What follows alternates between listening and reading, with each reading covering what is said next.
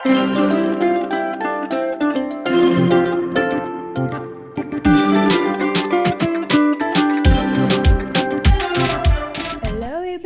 आज आम बनवाक जाऊे गुगुनी तरकारी जोटा कि पूरा स्ट्रीट फूड स्टाइल तापाई आम गोटे प्रेसर कुकर सोरिष तेल ऐड कर जीरा लंका देकी फुटे नवा।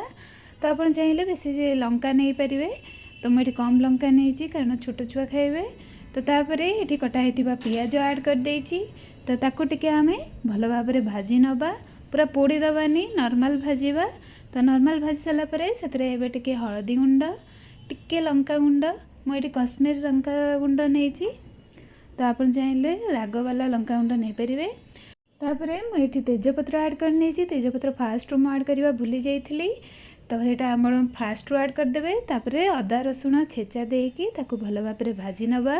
आप चाहिए ये अदा रसुण बटा नहीं पारे, किंतु यार छेचार बास्ना ही किसी अलग, बहुत ही बढ़िया भल लगे आपन को। तापर आम जो बतुरा जाइथिबा गुगुनी पाई जो मटर सेटा ऐड कर नवा। तो आपण ये मटर को 6 ରୁ 7 घंटा बतुरे देथिबे। तापर ताको धोईकी आपण ऐड कर नेबे। तापर आलू आम ऐड कर देले। तापर लूण आ पानी देकी ताको भल भाव रे गोळै नबा। एटा जमारू बिल्कुल भी बहुत ही टाइम लागेनी, एटा जल्दी अल्प परिश्रम रे आपणकर रेडी होई तैयारी हो। तापर देखंतु ताको कवर करके 4 ରୁ 5टा हुइसिल देदबा। तापर ताको काढ़ी जस्ट डंकी साहाय्य टिके एमती मैश टाइप करनबा। ए द्वारा माने जेमती कि देखंतु गोटा गोटा गुगुनी अच्छी, जदि आपन को गोटा गुगुनी पसंद ताहले एथरे ही स्टॉप कर देबे। नहले जदि टिके जेमती कि मिसी जाउथबो गुगुनी सेही टाइप करिया को आमे ताको मैश करके तापर आमे 2 ରୁ 3टा हुइसिल देदबा।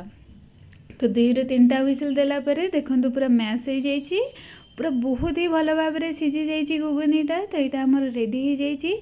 तो आप चाहिए यही भाव में बहलिया रखिपारे, ना तादे टे गरम पानी ऐड करके फुटेदेवे। तापर ये से आम कला लुण पकईदबा, जो ब्लैक सल्ट आम ऐड करके भल भाव में गोले नवा।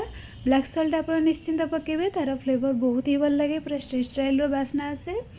तापर कटाई धनिया पत्र ऐड कर नवा। तापर ताको गरम गरम सर्व करवा। सीरियसली विश्वास करंतु आपण भी जानी परिबेनी जे एटा नयापल्ली हाट रे मिलुथिबा गुगुनी ना आमर घर तैयारी गुगुनी। तो पुणी देखा नेक्स्ट वीडियो रे।